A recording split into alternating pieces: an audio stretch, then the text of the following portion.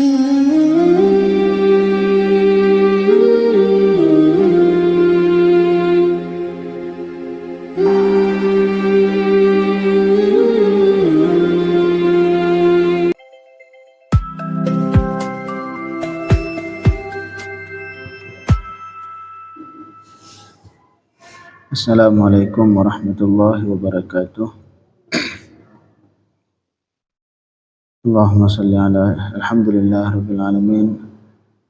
Wassalatu wassalamu ala rasulillah wa ala alihi wa sahbihi wa man tabi'ah, ma ba'd.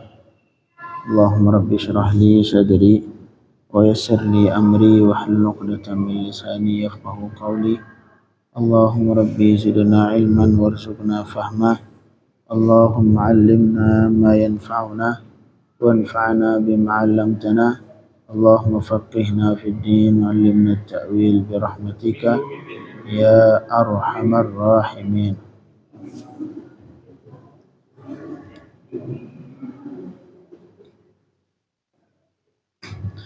Jamaah maghrib yang dirahmati Allah, kita lanjutkan tentang fikih nikah.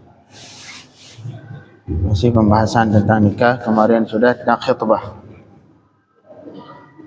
yaitu hukum tentang khitbah, yang kesimpulannya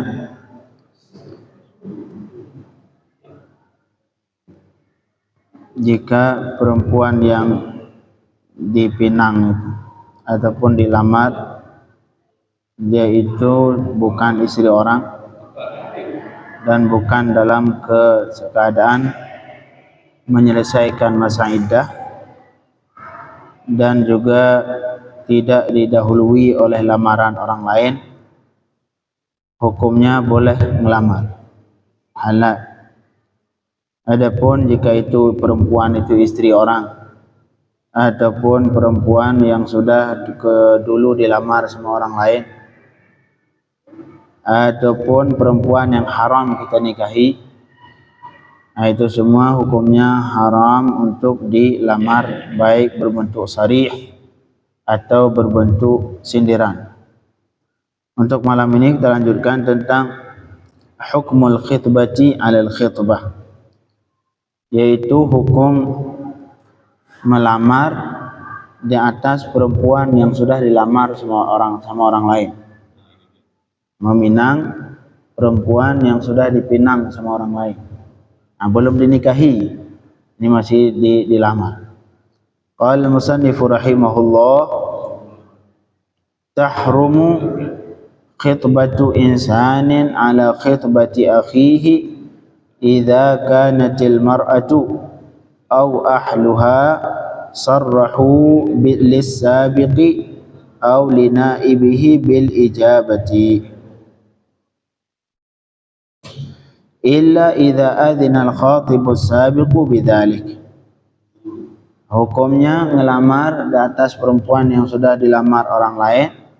Tahrumu khitbatu insani, hukumnya haram melamar terhadap lamaran saudaranya yang muslim, perempuan laki-laki perempuan yang sudah dilamar sama orang lain.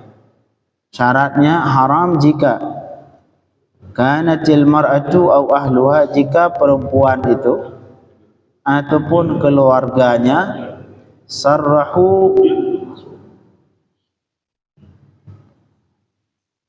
sudah secara terang-terangan menerima lamaran si yang lebih dulu, kalau sudah diterima. Jadi kalau perempuannya atau keluarganya sudah menerima lamaran si yang lebih dulu, syaratnya sudah diterima. Kalau masih dalam proses lamaran, masih proses saling berlomba untuk mendapatkan, sebelum diterima salah satu boleh. Beda halnya kalau si keluarganya sudah menyetujui, kami terima lamaran kamu, besok datang orang lain, haram melamar seorang perempuan jika sudah dilamar sama orang lain, jika itu perempuan atau keluarganya sudah menyetujui. sudah menerima lamaran orang lain. Marhaba. Batasan diterima enggaknya ini kan kalau misalnya dia lupus ya, itu kan kalau biasa ada yang datang, Iya. Terus setelah itu juga terima. Iya. Tapi biasanya kalau begitu itu kan ada lagi rombongan gitu. Ini secara resmi datang di situ dia bicara apa segala. Sebenarnya yang mana? Yang awal atau yang kedua? Yang sudah, walau jika yang pertama sudah dibilang ini sudah kami terima, sudah. Nggak harus ada acara lamaran dalam fikih Islam seperti yang kita sebutkan kemarin. Cuma pengungkapan bahwa kita pengen menikahi itu perempuan sudah dianggap lamaran itu. Nggak harus dengan harus ada materai, harus ada acara serah-serahan, nggak harus. Itu kata contoh tadi. Yang pertama, kalau sudah diterima kali pertama ketika datang keluarga, sudah kami terima lamaran, sudah. Itu nggak boleh laki-laki lain masuk pengen ngelamar kembali kali itu. Jadi syarat tidak boleh kita lamar perempuan yang sudah dilamar sama laki-laki lain jika perempuan itu atau keluarganya sudah menerima lamaran laki-laki. Nah, boleh kita kata Rasulullah la yakhtibu ala khidmati akhi wallahu a'lam. Jadi tidak boleh melamar perempuan yang sudah dilamar sama laki-laki lain jika sudah disetujui. Begitu juga dalam yang sama persis seperti hukum ini, yaitu menawar benda yang sudah ditawar sama orang lain, belum dibeli, tapi sudah ditawar dan sudah ada kesepakatan harga. Sum bahasa Arab, enggak boleh kita sum ala sum akhi. Misalkan itu saudara muslim datang udah minta menawar, akhirnya si penjual sama si pembeli setuju, sepakat ke harga 100.000. Datang kita pembeli yang kedua, saya taikin nih jadi 200, 150, nggak boleh. Walaupun belum dibeli, walaupun situ yang pembeli pertama belum terjadi akad beli, tapi mereka sudah ada kesepakatan harga. Nah ini karena kalau kita datang lagi kita beli dengan harga yang lebih tinggi, dianggap menzalimi saudara kita yang muslim. Nah begitu juga ini, sama persis ini. Apabila itu perempuan atau keluarganya sudah menyetujui, sudah menerima lamaran si laki-laki pertama, tidak boleh bagi laki-laki lain untuk melamar kali kedua. Illa, kecuali, dasarnya enggak boleh. Illa idza adzina al-khatibu as-sabiqu bidzalik. Kecuali laki-laki yang pertama yang menyetujui. Ya udahlah, kalau kamu pengen lamarin aja sudah. Kalau sudah ada persetujuan, sudah diizinkan sama laki-laki pertama tadi, dibolehkan. Saya udah ngelamar itu perempuan dan mereka udah setuju. Tapi kalau berhubung kamu juga suka, ya udah lamar aja. Ini pernah lihat dan pernah terjadi yang seperti ini, tapi belum terjadi lamaran. Dulu Rasulullah Sallallahu Alaihi Wasallam, Sayyidina Umar punya anak perempuan, kalau nggak salah namanya Hafsah. Beliau setelah Hafsah itu janda, suaminya meninggal dalam perang Uhud. Hafsah ini anak Sayyidina Umar radhiyallahu anhu. Kemudian Sayyidina Umar pengen mencari suami untuk anaknya. Kali pertama ditawar untuk Abu Bakar. Dulu dicari suami untuk anaknya, dicari orang terbaik. Pertama Sayyidina Umar menawarkan untuk Sayyidina Umar kalau nggak salah. Anak Sayyidina Uthman. Ditawar pertama Sayyidina Uthman. Sayyidina Uthman nggak ngejawab. Akhirnya ditawar lagi Sayyidina Abu Bakar. Sayyidina Abu Bakar juga dengan alasan nggak dijawab. Kemudian setelah itu baru tiba-tiba dilamar sama Rasulullah. Akhirnya Sayyidatina Hafsah nikah sama Rasul Sallallahu Alaihi Wasallam. Kemudian Sayyidina Umar mendatangi kembali, Sayyidina Abu Bakar datang ke Sayyidina Umar, ngasih tahu alasan kenapa beliau kemarin itu ketika ditawar nggak nerima. Abu Bakar radhiyallahu anhu. Kata Sayyidina Abu Bakar, kamu pasti ada perasaan gak enak sama saya kemarin karena saya nggak nerima ketika kamu menawarkan anakmu buat. Kata Sayyidina Abu Bakar, sebenarnya saya saat itu tidak menerima, artinya tidak memberi jawaban karena saya pernah mendengar Rasulullah menyebut-nyebut nama Hafsah. Rasulullah menyebut nama Hafsah dan ada keinginan pengen menikahinya. Nah, contoh di sini akhirnya Abu Bakar sebenarnya bukan saya nggak mau, siapa yang nggak mau sama anak Sayyidina Umar? Bukan saya nggak mau, tapi alasan mereka berdua itu dari Sayyidina Utsman, Sayyidina Umar tidak mau karena beliau tidak mau menikahi perempuan yang ingin dinikahi sama Rasulullah Sallallahu Alaihi Wasallam. Dan semua istri Rasulullah haram dinikahi oleh laki-laki yang lain. Nah, ini khususiat Rasulullah. Salah satu hal yang menjadi khususiat Rasulullah, istrinya tidak haram dinikahi oleh siapapun, walaupun setelah meninggal Rasulullah. Karena kata Allah Subhanahu wa taala, "An-nabiyyu aula bil mu'minina min anfusihim wa azwajuhu ummahatuhum." Istri Rasulullah menjadi ibu para mukmin. Jadi yang namanya ibu enggak boleh kita nikahi ibu. Hurrimat alaikum ummahatukum, haram menikahi ibu. Sebagian dari ibu mukminin, semua mukmin, ibu mereka adalah istri Rasulullah sallallahu alaihi wasallam. Haram. Jadi di ayat yang lain Allah katakan wala wama kana lakum an tu'dhu Rasulullah wala an tankihu azwajahu min ba'dihi abada. Jadi tidak boleh kalian menikahi istri-istri Rasulullah selama-lamanya walaupun Rasulullah sudah meninggal. Karena contohnya Sayyidatuna Aisyah itu masih lama hidup beliau setelah Rasulullah wafat. Sampai beliau mati masa Sayyidina Ali masih hidup dan beliau tidak lagi menikah. Walaupun setelah Rasulullah wafat. Semua istri Rasulullah haram dinikahi oleh mukmin walaupun setelah wafat Rasulullah sallallahu alaihi wasallam.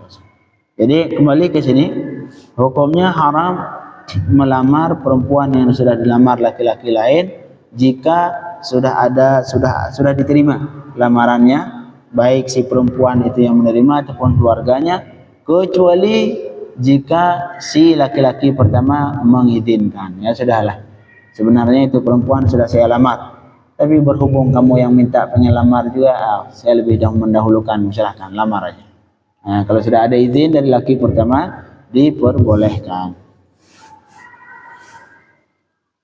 La ilaha illallah. Fa in lam yujab wa lam yurad.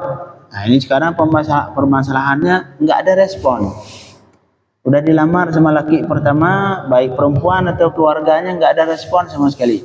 Enggak dijawab, enggak diterima dan enggak ditolak. Sudah, enggak ada jawaban seperti itu. Digantung. Hukumnya lam tahrumil khitbah. Nah, boleh. Selama belum ada jawaban, belum diterima, masih diperbolehkan laki-laki lain untuk melamar.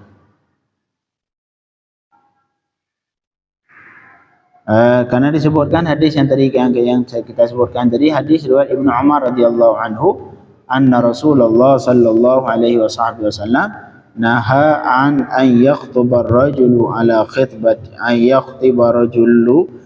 khitbati akhi hatta yatruka al-khatibu qablahu aw ya'dhana lahu al-khatib. Jadi kata Rasulullah melarang seseorang laki-laki melamar atas lamaran orang lain, atas lamaran saudaranya, sampai si pelamar pertama meninggalkan. Udah dia nggak mau melamar lagi, udah dia nggak jadi, ataupun diizin oleh si khatib.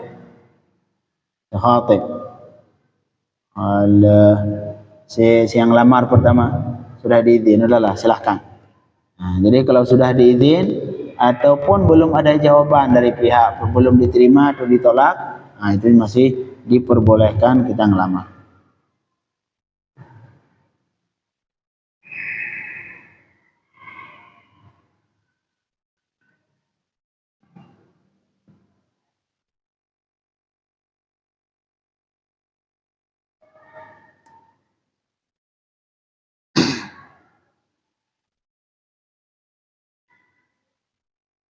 Inilah hukum dari hukum dari khitbah, melamar perempuan yang sudah dilamar orang lain. Jadi syaratnya jika sudah disetujui, sudah diterima lamaran laki-laki lain, tidak boleh bagi kita ngelamar kali kedua kecuali jika yang pertama tadi mengizinkan.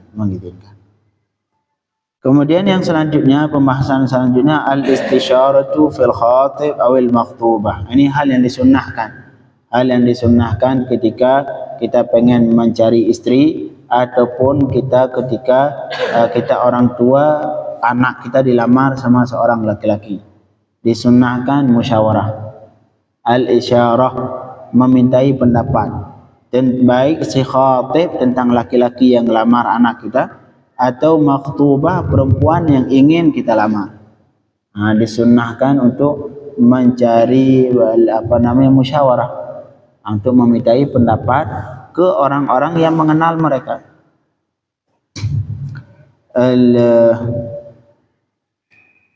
Idza istusyira insanu, apabila dimintai pendapat akan seseorang pada tentang si yang melamar, laki-laki yang melamar atau perempuan yang dilamar, atau termasuk orang masalah lain dari orang mimman aradal ijtima' alaih li nahwi muamalah atau mujawarah, ataupun termasuk orang lain juga dari orang yang kita ingin untuk bersama mereka, untuk tinggal bersama, baik dengan tujuan untuk muamalah.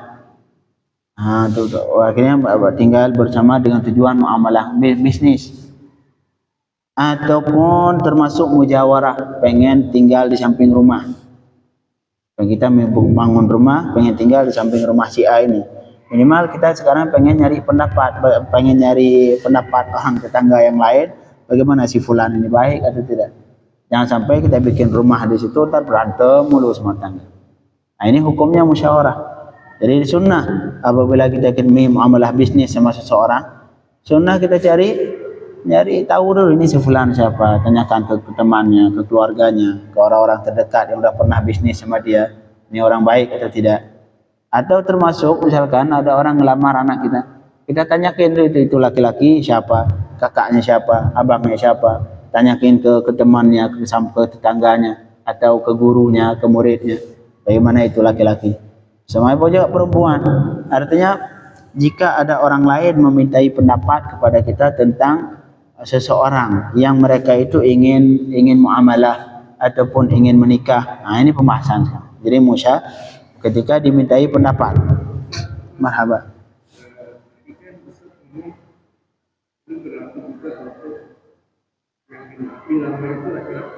Ya.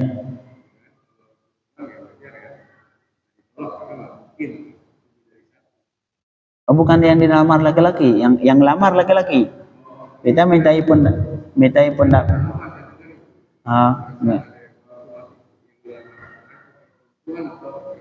Kalau laki-laki dia yang ngelamar, kita sebagai bapaknya. Kita sebagai bapak dari anak, ketika anak perempuan kita dilamar, bagus nyari pendapat orang dulu, nanyak dulu siapa itu laki-laki yang pengen ngelamar anak. Jadi pembahasan sekarang, jika kita dimintai pendapat tentang seseorang laki-laki yang melamar anak orang lain, ini datang bapaknya kita, Pak Ustadz, ini berhubung kau ini dekat sama si Fulan itu bagaimana, baik atau tidak, gimana orangnya. Atau sebaliknya, kita dimintai pendapat tentang seorang perempuan yang pengen dilamar sama dia. Datang laki-laki, ditanya, ini kan kamu dekat sama itu perempuan, gimana baik dia, soleh atau tidak. Ini masalah nikah, termasuk juga masalah yang bertujuan dua orang yang pengen berhubungan, baik dalam muamalah atau seperti bisnis atau yang lain, atau seperti tadi mujawarah, pengen tetanggaan. Jadi kita punya tetangga, ada orang baru pengen beli ke rumah samping rumah kita. Dia tanyain ke tetangganya yang kita kenal, Pak itu orang baik atau enggak itu tetangga. Jangan sampai nanti setelah saya bikin rumah, beli ke rumah di situ berantem mulu. Jadi pembahasan sekarang ke kita ini. yang dimintai pendapat tentang seseorang yang pengen nikah. Marhaba. Keputusan akhir orang yang melamar Uh-uh. anak kita itu jadi keputusan akhir. Kalau dia nggak mau, Kalau nggak mau ya sudah. dia menjadi keputusan si anak kan akhirnya.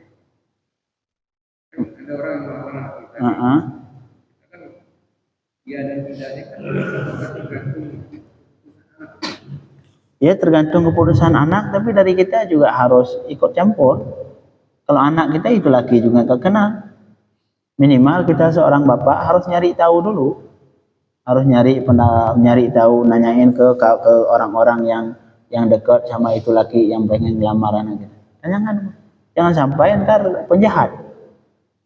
Kita lihat, masya Allah orang baik, sekilas baik, tiba-tiba penjahat.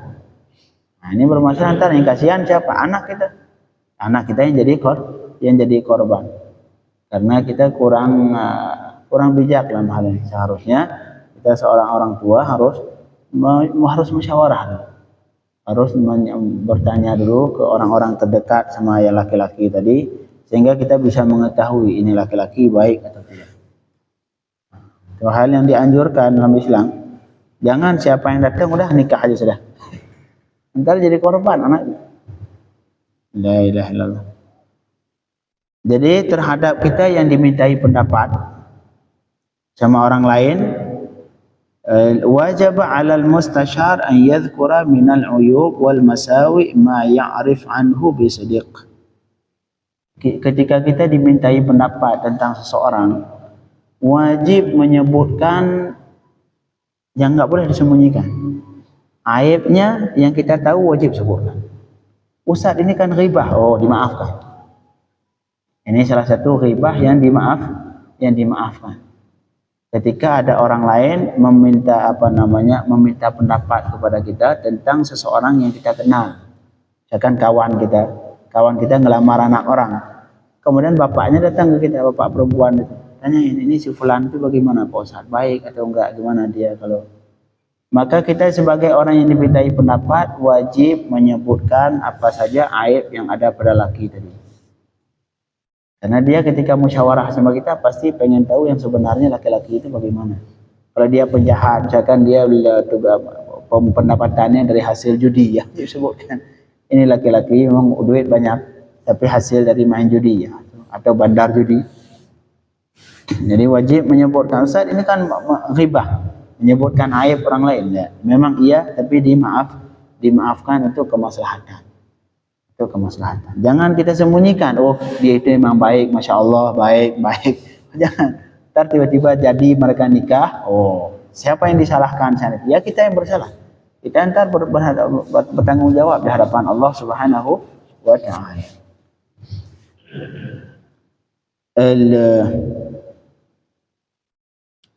Jadi wajib 'alal mustashar, wajib terhadap orang yang dimintai pendapat untuk menyebutkan apa aib-aib yang ia ketahui. Tapi ketika disebutkan tidak boleh dilebihkan, tidak boleh dikurangi. Jangan berhubung itu yang dimintai pendapat musuh kita udah kita tambahin.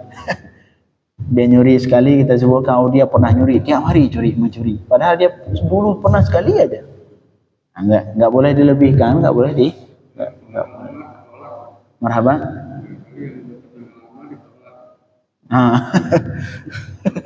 Jadi disebutkan harus bisidqin, harus dengan jujur, tak boleh ditambahi dan tidak boleh dikurangi.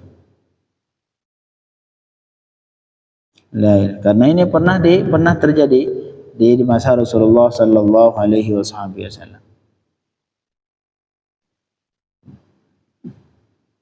Tapi dalam menyebutkan juga wa innama tudhkarul masawi 'indal ihtiyaj lidzalik.